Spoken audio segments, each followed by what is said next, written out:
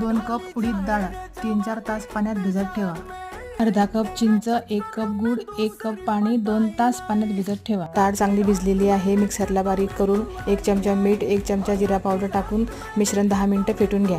चिंच चांगली भिजलेली आहे. गाळणीमध्ये चांगली गाळून घ्या व त्यात लाल तिखट, मीठ, जिरा पावडर टाकून मिश्रण 10 मिनिटं गॅसवर उकळून घ्या. 1 चमचा डाळवं, 1 हिरवी मिरची, लसण मिक्सरला बारीक करून घ्या. पाणी टाका. कोथिंबीर, लिंबाचा रस, मीठ, जिरा पावडर टाकून बारीक करून घ्या. झाली आपली चटणी तयार. तेल चांगलं गरम करून घ्या व गॅस मीडियम ठेवा व हाताला पाणी लावून वडे गोल करून तळून घ्या.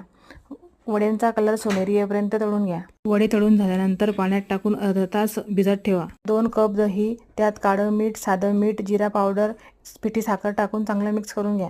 दही, हिरवी चटणी, चिंच चटणी, जिरा पावडर, लाल मिरची, शेव